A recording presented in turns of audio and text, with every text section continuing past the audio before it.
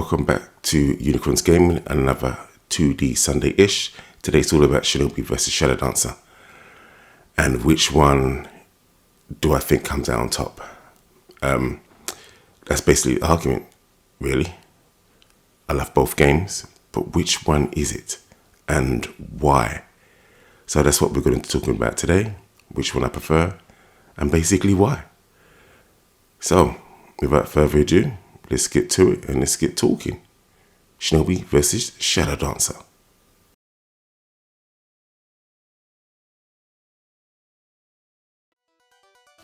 By now, we should all know about the gameplay of both games. Rescue ninjas or deactivate bombs. Fight a boss at the end of the second stage. You have ninja magic. In one game, you have a companion. You can get a power up if you rescue enough people or deactivate enough bombs. Both of them are one-hit deaths. Cool. Let's not get bogged up in that. The power-ups also make things easier for you. They generally kill the enemies with one hit, and they can get through shields as well. Movement, I think Shinobi is a little bit faster than Shadow Dancer, just a smidge.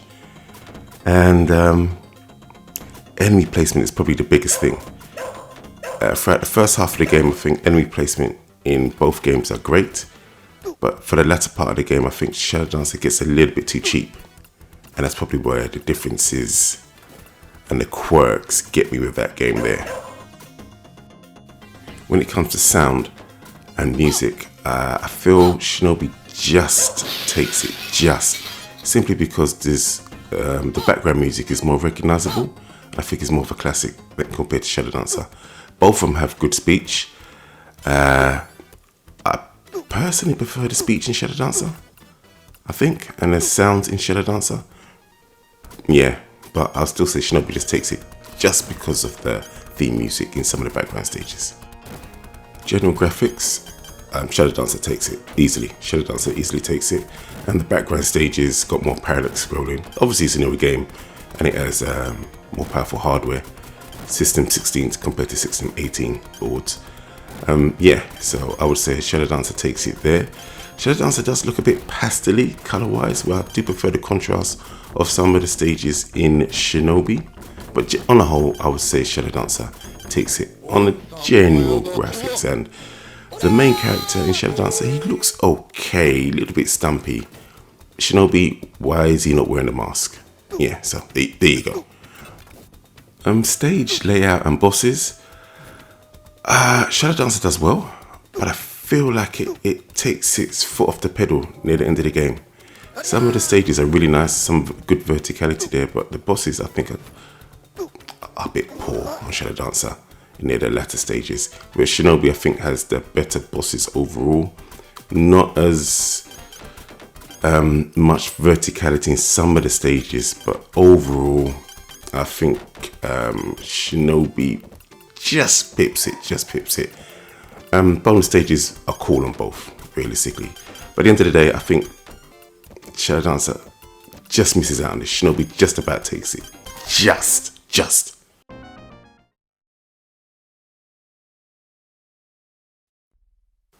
So Shinobi just about takes it, and that's probably because of the enemy placement in Shadow Dancer, why Shadow Dancer lost, in my opinion. But that's the arcade. I feel that the home versions of these two titles are better than the arcade counterparts. Shinobi on the Nintendo Switch with Sega Ages mixes things up, and I feel it's a better game. Shadow Dancer on the Mega Drive, The Secret of Shinobi, I think is the better version of Shadow Dancer. So who still wins? Let's talk about them. Okay, first things first, on Shinobi I'm playing on the default difficulty setting, and on Shadow Dancer I'm playing on level 2, because if I play on level 1 it's just too easy, you don't see certain things, and level 3 doesn't give you any power-ups even though it has more enemies. So level 2 for Shadow Dancer. Okay, now the first thing I want to talk about is Shinobi, Sega Ages, and the graphics. The main sprite just a color palette swap does wonders. He starts off as white. I don't know, because I'm a Shadow Dancer fan, I really like the fact that he starts off in white now instead of black. When he gets hit, he's red, and then I think if you get hit again, he dies. But if you get a power up, he turns back to white. That is nice. It would have been so cool if they'd given him a mask, but hey, he doesn't have a mask. So yeah, everything else about the graphics is the same as the arcade. Apart from that, nice parallax scrolling. The stages look cool. The enemies look cool. They didn't change. It's just your main sprite has a different color palette swap, which is still really, really nice. I mean, it's like, you know, Street Fighter. If you prefer Ken in blue as opposed to his classic red.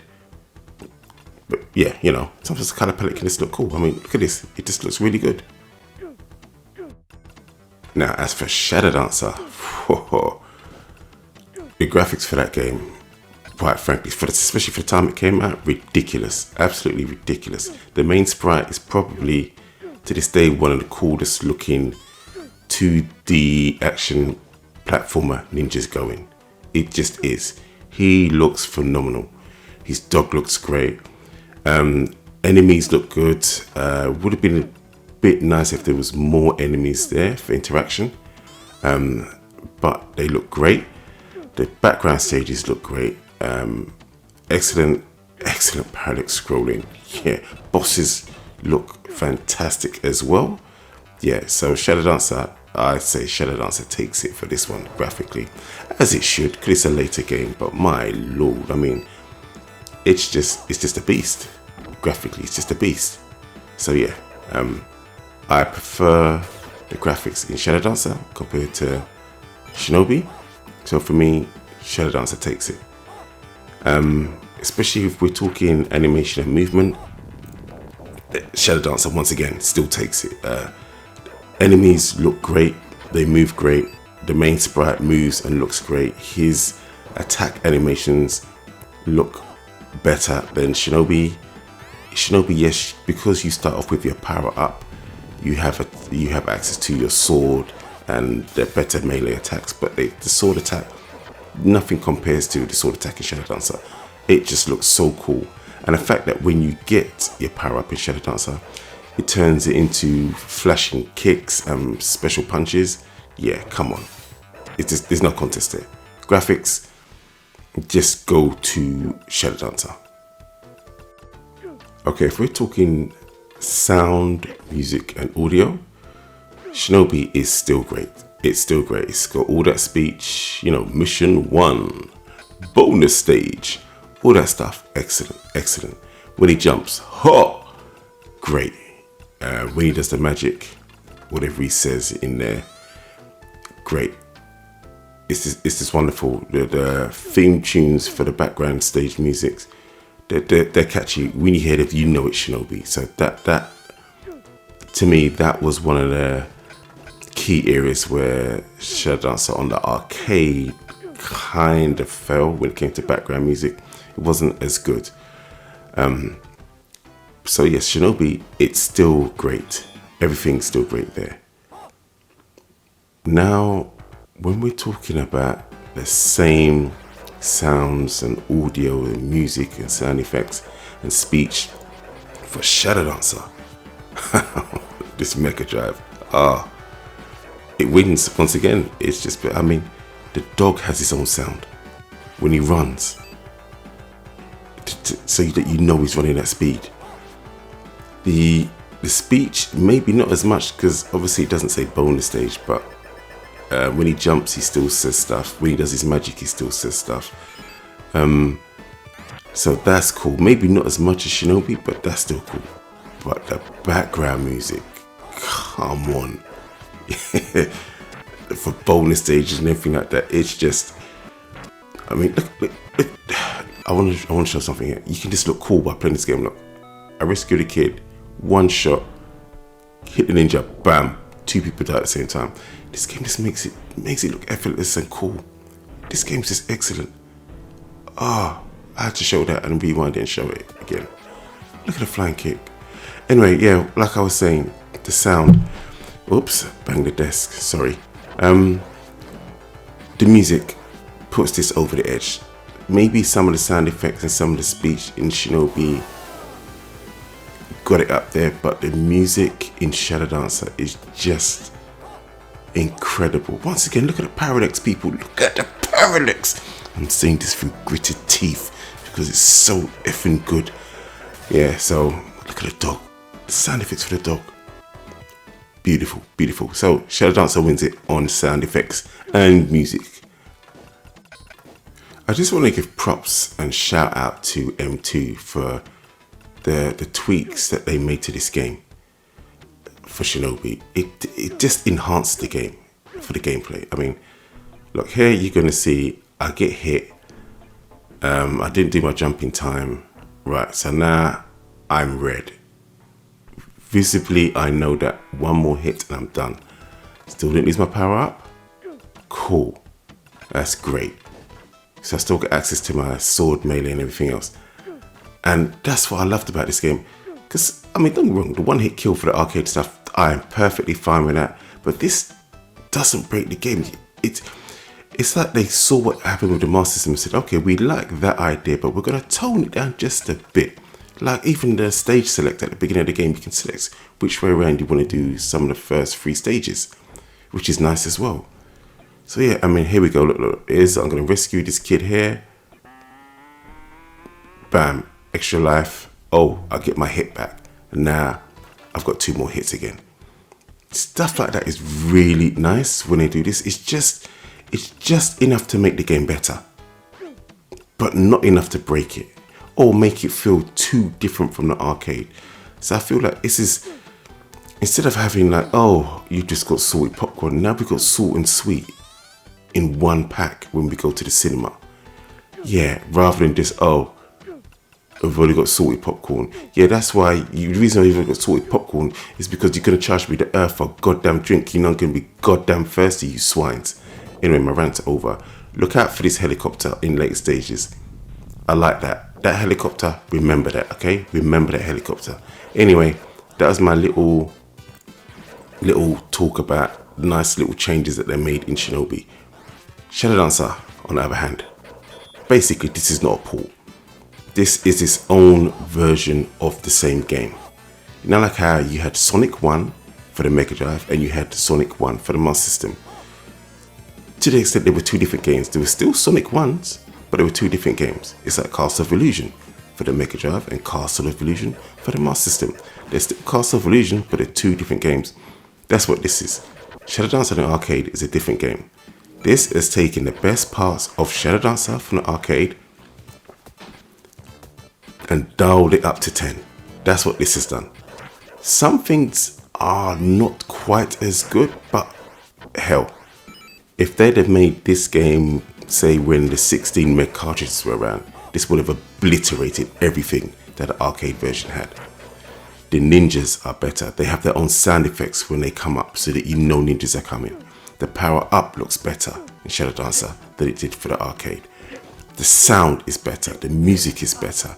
Ninja Magic, not quite, because you don't get a picture of him and a close-up. So that's one thing that you don't get.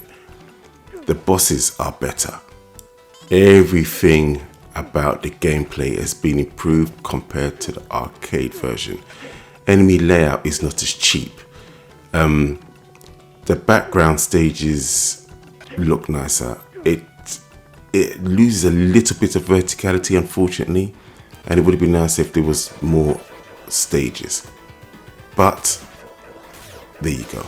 And because of that, the changes that were made to Shadow Dancer are bigger, and they improved the game to a much better extent than what they did with Shinobi. Shinobi was still very good. What M2 did for that was excellent. But this was on a whole nother level. So once again, Shadow Dancer wins here as well. Just because the changes that were made wholesale was just much better. I mean, look at the dog. The dog was just very slow in this arcade version. Now the home version is just much better. I say home version. It's basically a slightly different game. I mean, he even looks up before he jumps. Nice bit of animation there. Really cool. Really cool. When it comes to stages and their layouts, there's no winner here. I'm going to call it a draw. First of all, Shinobi. It's still the same layout as the arcade. Yes, you can choose a different order that you want to do the first 3 in. Hell, even on the Mega Drive, there's a code so that you can do a level select. But that just brings you back to the main menu again. But my reasoning for giving them the draw is that when it comes to Shinobi, because it was an arcade game, there was still some cheap stuff in there. But a lot of that gets negated because now you can take an extra hit. Whereas in the arcade, some of those stages were designed like, we're going to nick a credit here for you. We're going to want you to pump in another credit. Whereas on the Sega Ages collection, not so much. And on the Mega Drive, great stages, but they happen to be just too short, some of them. So it would have been nicer if they were longer, but they're just a tad too short. So I think to myself, some of the stages would have been cool if they were longer. It's like, take the Mega Drive version of SWAT. Some decent length on some of those stages, but on Shadow Dancer, some of the best stages are just too short. And they're not even at the beginning of the game. Some of the stages in the middle are just too short. So I feel that that's the reason why it gets a draw. The quality is good, but it's just let down by some of the length of the stages. Whereas Shinobi, some of the stuff is cheap, but it's negated because of the new system that they put in there that you can take a hit. But even still, some of it is just it's got the arcade jank in there, and it is an arcade game, and it was meant to steal credits. So yeah, so because of that, yeah, I'm gonna call it a draw. Okay, let's talk about this lift stage for the Statue of Liberty. Very unique stage in Shadow Dancer. Oh, I remember I said before, watch out for the helicopter. You will see why. I could look. Where is he? Where is he? He's gonna come. There he comes. See, they've come back, and this is where they attack you. So that was a nice bit of foreshadowing. You don't often see that in games. Well, I didn't notice it back in the day. So that was nice that you see him here. And I think they come back twice on this stage. But anyway, as I was saying, this stage is very unique because there were no children to rescue. And because of that, you don't get any power-ups. And you have to fight the second hardest enemies in the game, which are all 3 colors of the ninja. The hardest versions are the grey ninjas, but that's later on. So yeah, so you have to do that. This stage is probably one of the most frustrating if you're on a harder level and you get it wrong, but it also shows that they could have done a lot more. For instance, the lift could have stopped and you could have had more unique style enemies come down to fight you. I don't understand why they didn't push this further here. It's just too short, realistically, way too short. As you can see here, this is just me showing you how to get past most of the enemies here. It's basically hit and run. Do not stand still here or anywhere on this stage, to be honest. It's all hit and run. That's all you want to do. Hit and run. Lovely melee attacks. And for most of the ninjas, melee attacks. And if they're not close, you try your luck with a ninja star. You may hit their feet when they jump. But yeah, that stage there, unfortunately, should have been longer and more variety there. It had so much promise, but unfortunately, it didn't deliver on its promise. So yeah, it was just, they could have had so many different enemies, or different enemies should have come down and attacked you. The lift should have stopped, and then once you defeat those enemies, the lift should have started again. It would have been really, really cool. But unfortunately, it didn't happen. Oh well, the lift stage, huh? Shinobi doesn't really have a lift stage as such, but it's got its own vertical stages where they're not just horizontal like here. It's a pipe stage. You just need to continuously go down, basically, which I like. It's better than just being a flat surface, which is nice. I mean, considering this was what, a 1987 game, the stages are pretty cool. Well, they're not pretty cool. They're very cool. Very cool. So I do like that. Oof, that was a bit tight there. I don't know why I moved at the last second. But yeah, so Shinobi has that. Shadow Dancer does have a few, but not as many and not enough. So that is a shame. But I do like I said, the verticality in the Shadow Dancer stage. Sorry, in this Shinobi stage, he started high, he has to go low. Here's one of the more unique stages in Shadow Dancer. This stage is really nice. A wealth of different types of enemies. Quite a bit of platforming. You have to go up, then down, then across. This bit here on the hardest level, I always had to do this. I probably didn't need to do it here, but I always like to bounce and use a bit of extra magic. Make sure I collect the kid and do not die, because now if I do die, I'll lose my power up. So just show that again.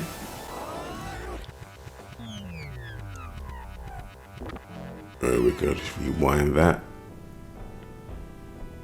Come back in slow motion, jump there. Always use the bounce technique. Love it about these arcade Shinobi games. The bounce is really good, it works in your favor. Then use my ninja magic. Wipe them out. 4 enemies one time. Cool. And rescue the girl to make sure you get your power up. Really do like this stage. But once again, it's very, very, very short. Should have been longer. Basically like the whole game. Great experience, should have been longer. I forgot there was 2 there. I really did forget. But yeah, so with all that being said, you can see why I love Shadow Dancer so much. As a kid, I wasn't blasting through this game that easily because I wasn't that skilled. I just wasn't. Shinobi on the arcade, I wasn't blasting through that game either because I wasn't that skilled. Look how many ninjas they're throwing at you on this stage, it's crazy. But as a whole, I think Shadow Dancer takes it on the whole. Its shortcomings literally are that it's short, but the quality that you get in the time that you play it, I believe is superior to Shinobi. Not by much at all, not by much at all. So I would rate it as Shadow Dancer, The Secret of Shinobi, then would be Shinobi, Sega Ages, then Shinobi Arcade, followed very, very, very closely by Shadow Dancer Arcade. And that's the way that I would rate these games. So yeah, that's my thoughts and that's my opinion.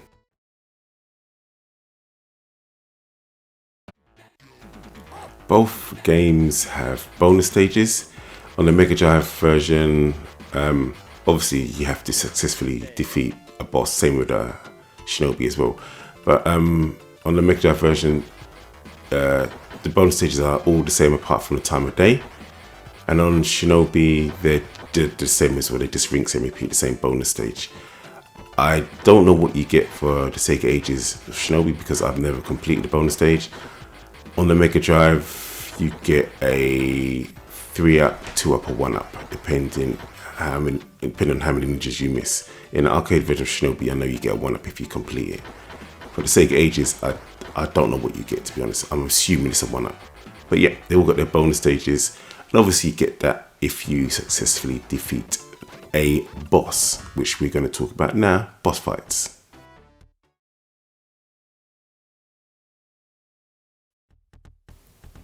These two games have good boss fights. I'd say that Shadow Dancer pips it. It's got some better boss fights. The weaker boss fights on Shadow Dancer are still stronger than the weaker boss fights in Shinobi.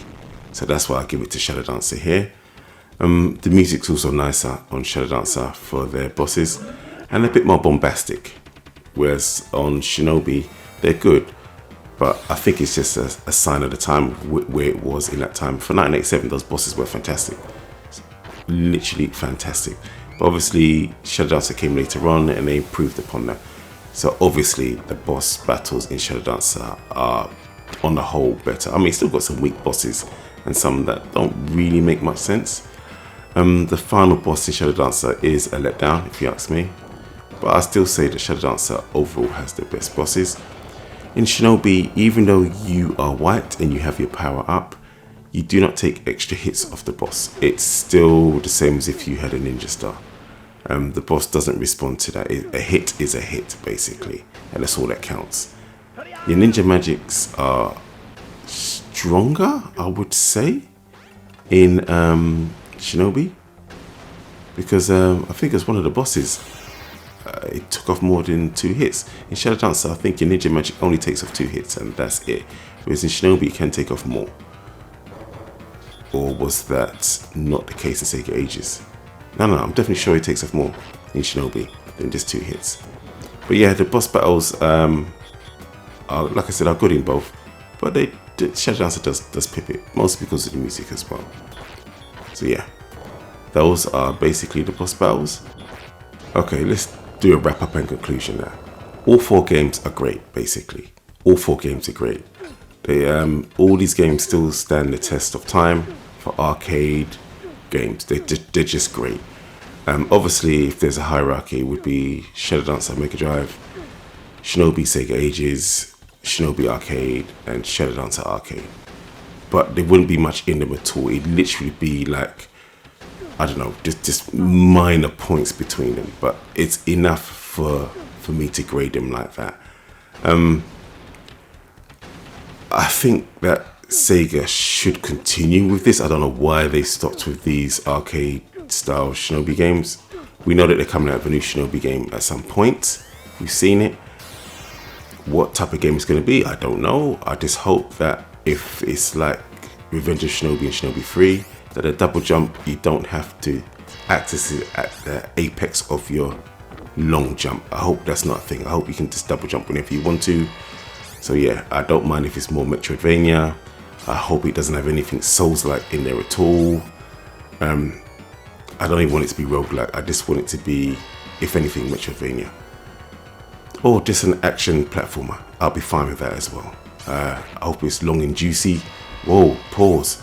I mean, I just hope the game is basically, I hope the squeeze is worth the juice, or the juice is worth the squeeze, basically. I just hope it doesn't fail. I hope it's as good as we had for Sonic Mania Plus and Streets of Rage 4. That's what I'm hoping. It's on that level.